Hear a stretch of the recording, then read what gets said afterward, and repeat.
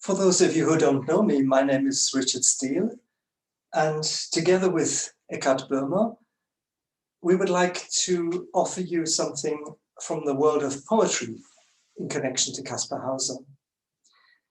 As you probably know, Kaspar Hauser loved poetry and wrote also some very fine poems. One we would like to start with today, and that is contentment.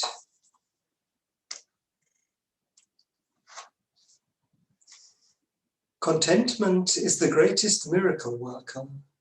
It transforms water into wine, grains of sand into pearls, raindrops into balsam, poverty into wealth, the smallest into the greatest, the meanest into the most noble, the earth into a paradise. It is a beautiful heart that in all its stirrings remains in purest harmony with itself. A beautiful life it is whose deeds are in full accord with one another. Kaspar Hauser wrote this into his diary in 1829. And now we would like to read a few things from our own poetry. This is also one method of connecting to the being of Kaspar Hauser. They ask themselves if I can already be considered a human being. They also ask themselves if I can still be regarded as a human being. I ask them, what is that? A human being?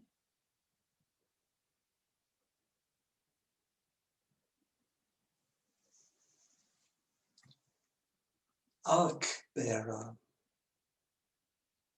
Be an ark bearer of today, a bridge of time to tomorrow.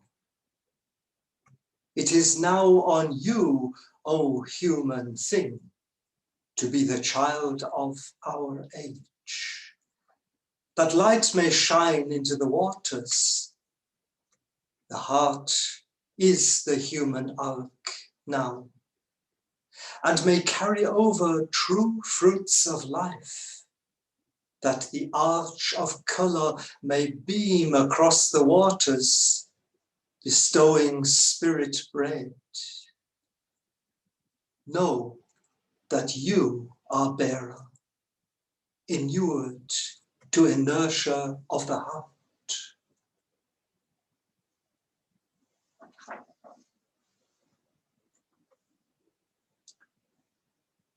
Mankind does not live by bread alone, but by each word that issues from the mouth of God. But as I did live on bread alone, I now know that I did not live by bread alone, but by each word that issued from the mouth of God.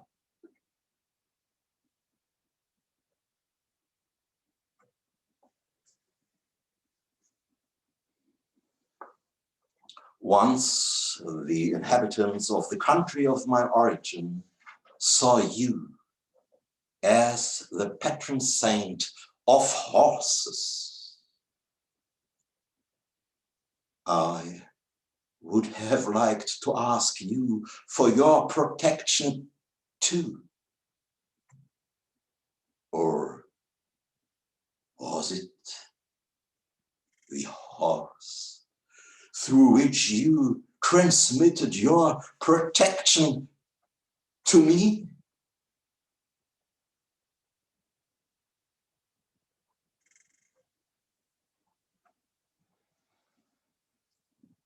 Kaspar's horse. This is written for Susanne Vega.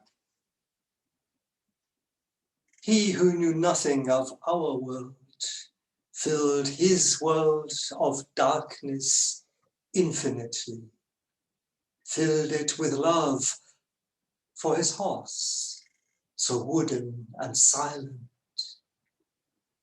He who knew all of his world without mourning and choosing and wanting, just lived the love for his horse, so wooden and silent. He who took nothing nor scorned was always filled with emptiness and became an angel of love for his horse, so wooden and silent. He who was cast out into our world where we enjoy insatiably, learned to suffer and be content, missing his horse, so wooden and silent.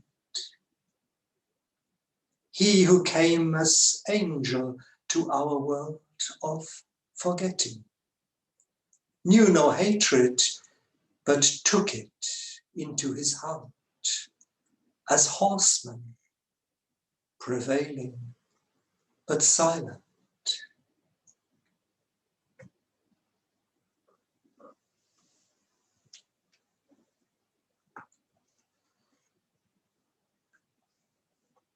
Without equal is the crime committed against the soul life of man today.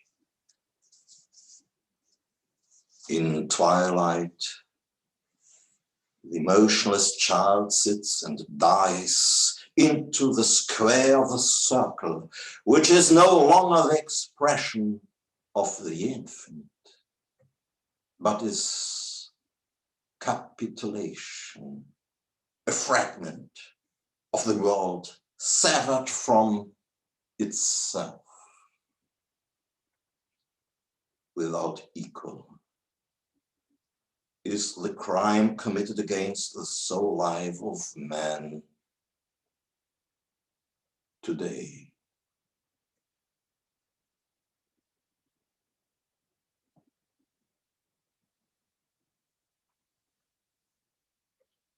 A swan glided over the waters of our knowing, spoke not, yet asked the question about the depths and source and shores. Pure and white shone the light of other lands. Feathercoat, light, soft, sovereign, fragile. Visible to all, he shone on the eternal glazen plains and sea. They otherwise only mirror the heavens, selfless and silver.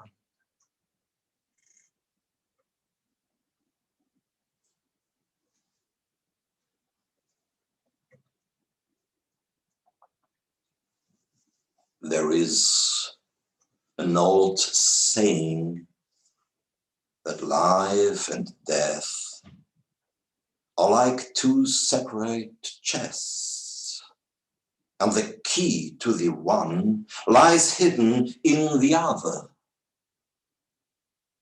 During my lifetime, I liked to shape with dexterity small boxes to give as presents. Now, my gift is comfort, which golden I place into the shrine of each heart.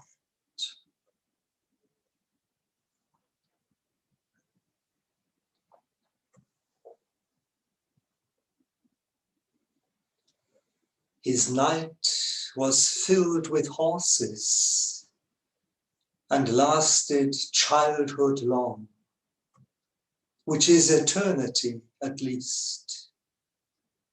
And he became a rider in spite of occult chains and drowning on the marketplace of town. His life was filled with wonders as long as youth prevailed, until he asked the question he himself had been. Oh, hear his lasting call. His death was filled with love, enough to balance darkness, evil, untruth, and inertia for hearts in time to come, and plant a seed of conscience for the tree of brotherhood.